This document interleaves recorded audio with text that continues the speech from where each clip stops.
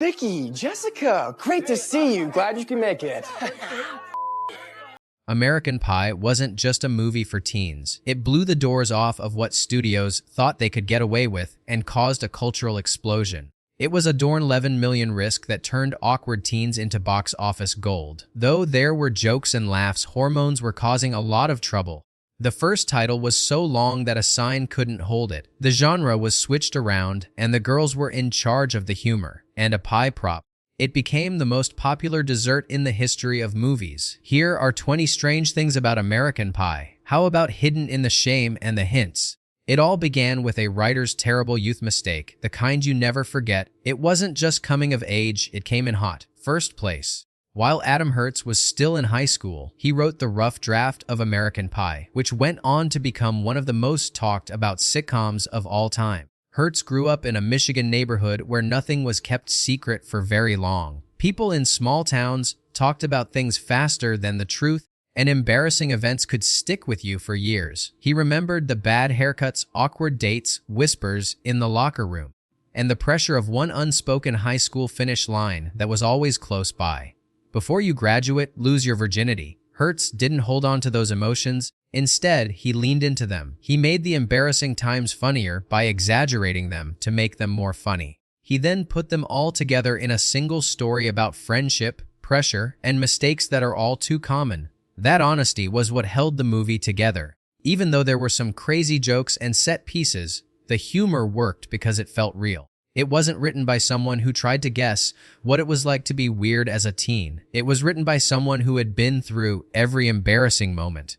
2. When Adam Hertz sent his script to companies, he didn't send it with a title that would make it easy to sell.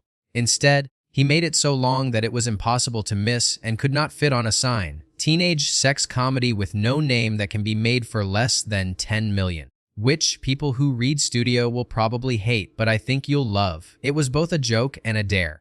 Someone could tell the studio bosses what they were getting before they even read the first page. The tone of Hertz wasn't meant to be hidden. He told everyone about it. The title couldn't stay after Universal bought the story. They changed the name to Great Falls during shooting, after the made-up East Great Falls High School. Still, it felt too calm in some way. Test groups agreed. The marketing team at the studio wanted something more daring, something that showed how the movie was a mix of all American memories and raunchy irreverence. They chose American Pie. The new name didn't just brand the movie. Thanks to a memorable cooking scene, it became a shorthand for a whole age of comedic movies for teens. What is going on, Sherman?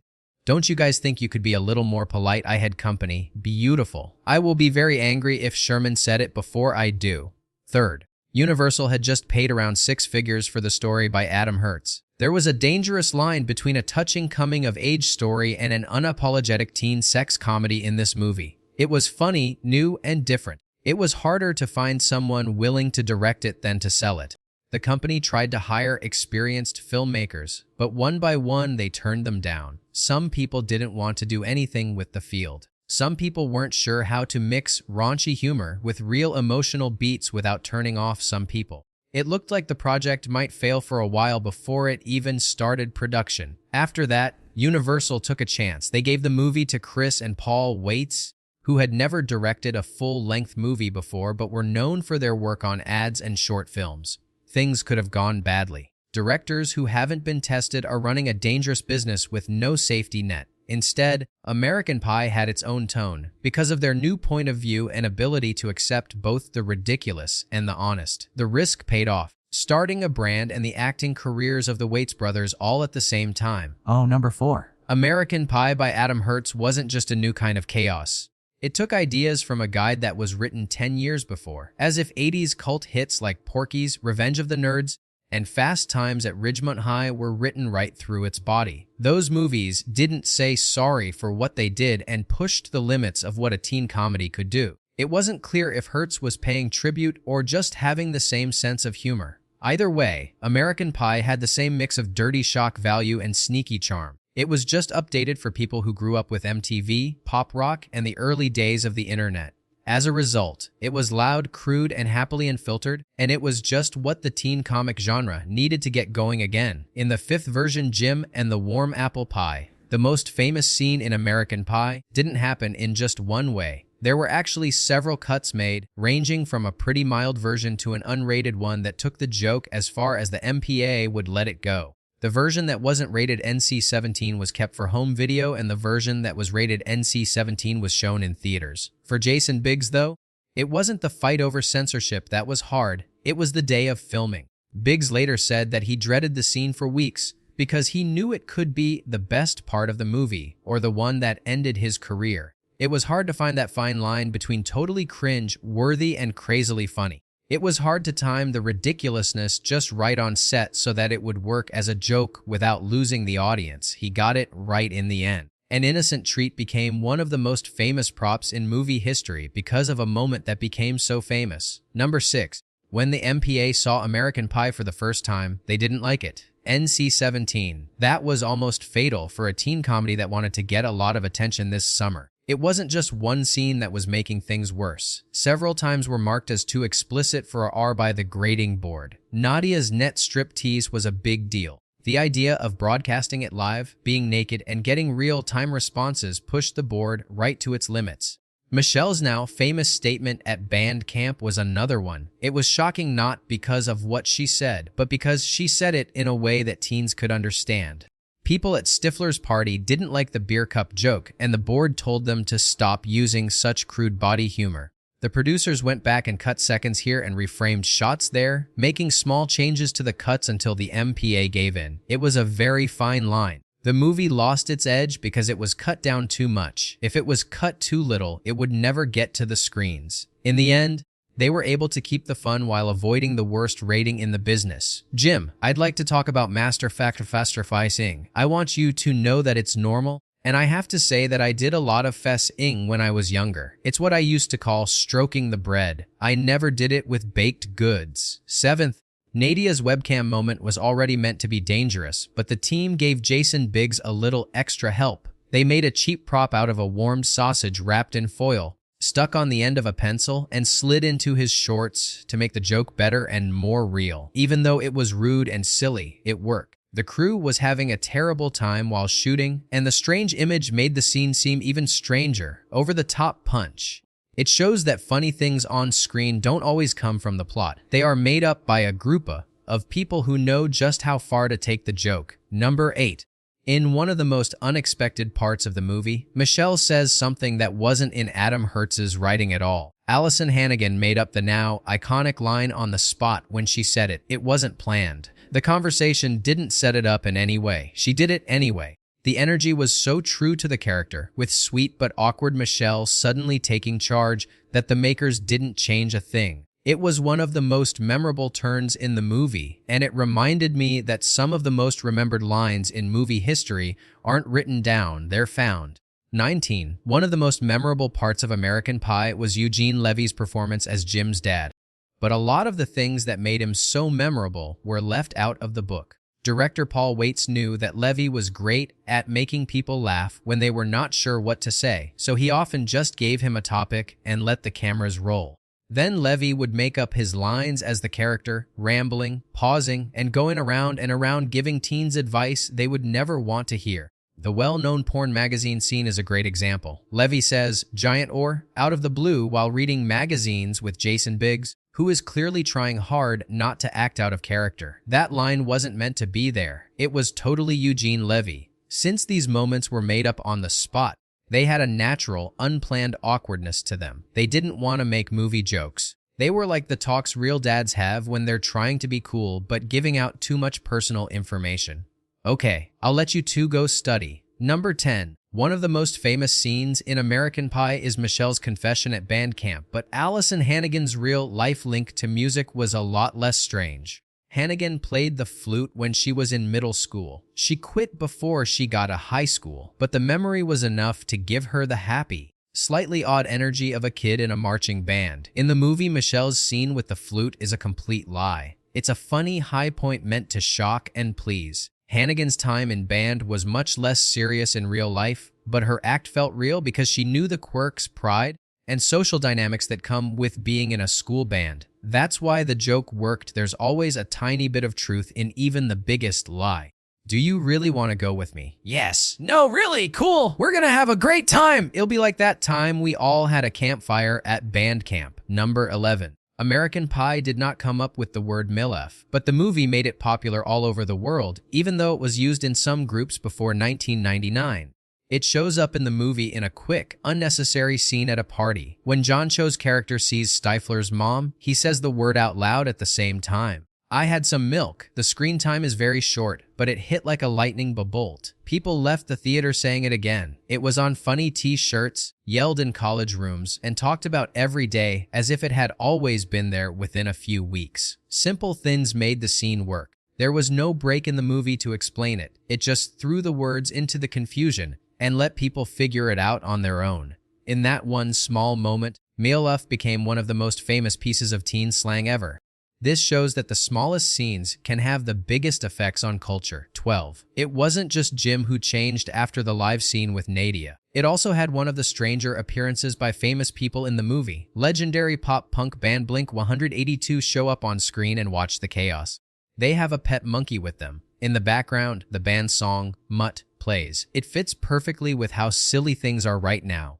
That appearance from Blink, and you'll miss it, that makes more sense the more you think about it. Blink-182 didn't just show up to promote a song, they were ready to join in the fun. A punk band with monkey on their back was a great fit for a movie that was all about awkward shocks. 13. There was one kid who was way past the age limit in a group of 20-somethings acting like high school students. John Cho was 26 years old when he played one of his first movie parts. By that measure, he was older than some actors who played parents in other teen comedies at the time. But Cho's performance was so smooth, he blended in with the background and early scenes, then stole the show with his comedy timing that almost no one noticed. As this shows, being in high school isn't always about how old you are based on your birth record. 14. Sean William Scott wasn't a well-known name before American Pie. When he was young, he wanted to get his big break, and the part of Steve Stifler looked like it would be his. What's the catch? His whole pay for the movie was only $8,000.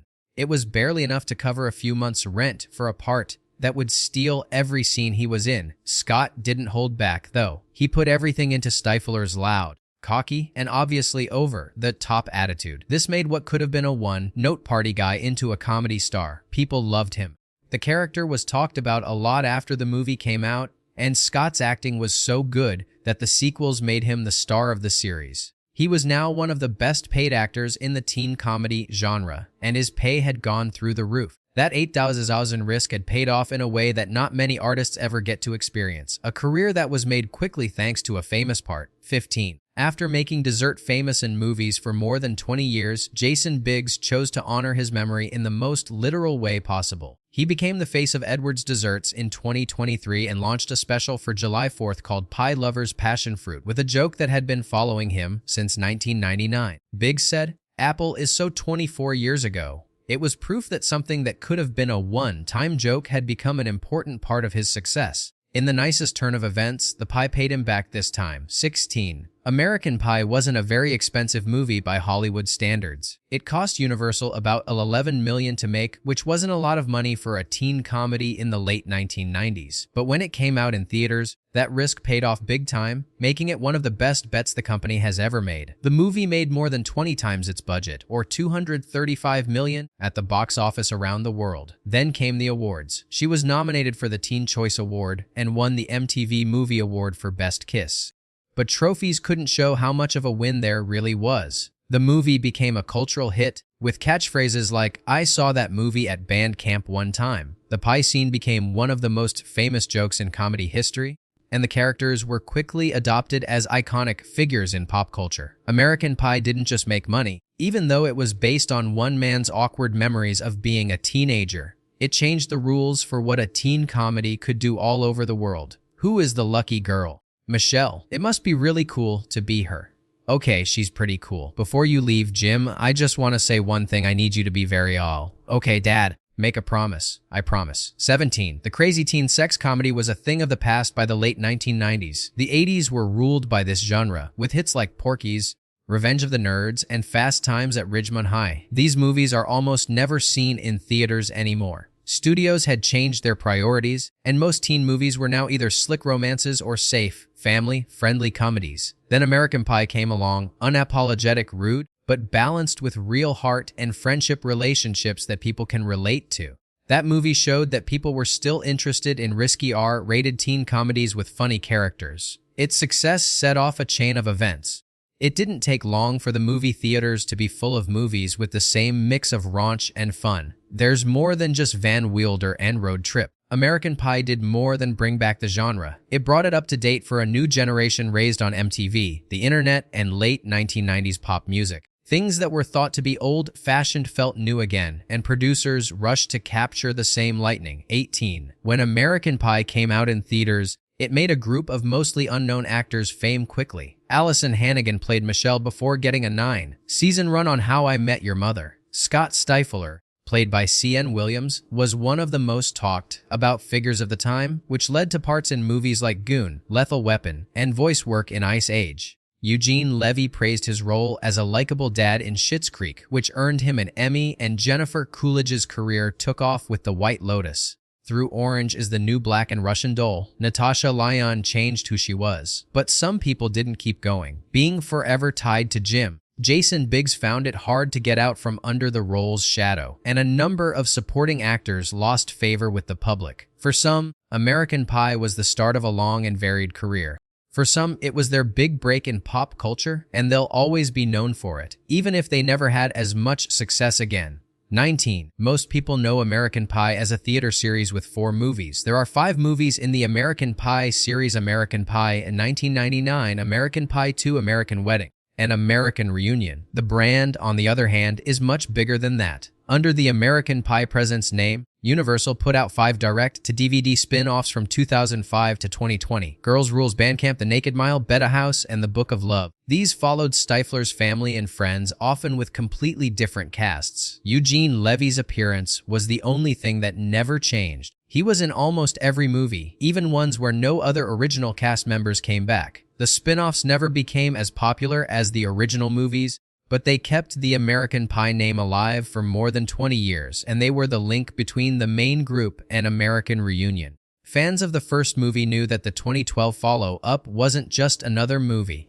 They had been waiting for over 10 years to see this happen. He also told me that he wets his pants sometimes when he's nervous. 21. In the 1980s and early 1990s, teen sex comedies were almost always told from the guy's point of view. The girls were usually just prizes, side jokes, or story devices. For their first movie, Paul and Chris Waits didn't want American Pie to follow that type of plot. In their view, the girls should have had their own free will, their own sense of humor, and most importantly, their own power over their sexuality. There was more to Michelle's twist ending than just a joke. It made the girl from Bandcamp the one with all the power. Heather wasn't just a pretty face. She made her own rules. Even Vicky's story put her choices ahead of what other people thought she should do. This change didn't get rid of the crude humor, but it did give American Pie a small edge over the movies that came before it. The women weren't just responding to the plot, but the jokes still hit home. They were running it with help. Small changes in how things were done made a big difference. That's one reason why the movie still stands out in a genre where women didn't usually have the last word. Bonus fact: American Pie had an R rating when it first came out in July 1999, so kids younger than 17 had to be with an adult to get in. That was a big problem for a comedy aimed at teens. At the box office, the show was most likely to be turned away by the people it was meant for. On the other hand, Disney's Tarzan was playing across the hall. It was rated G, so there were no age limits, and a lot of young people bought seats. That's when the stories began to spread. Some teens bought tickets to see Tarzan, but then sneaked into American Pie showings instead. They seemed to add to the joke. Even though there were other movies out that weekend, Tarzan's box office didn't drop as much as people thought it would. No one knows for sure how many jungle adventures were turned into awkward comedy shows, but the story quickly became a part of the movie's history. Some fans still can't listen to Phil Collins's music from Tarzan without remembering a very different kind of coming of age. It was rough, it was a mess, and I will never forget it. From a script based on one man's high school memories, American Pie became a huge hit in pop culture, making pies funny, Bandcamp a joke for all generations, and a group of young players famous all over the world. Not only did it make money, but it also brought back a genre, changed the rules of teen humor, and left lines that people still use today, 25 years later. Put a comment down if this ever made you laugh when you shouldn't have. Let us know what crazy old book we should read next, because the silliest ideas are often the ones that last the longest.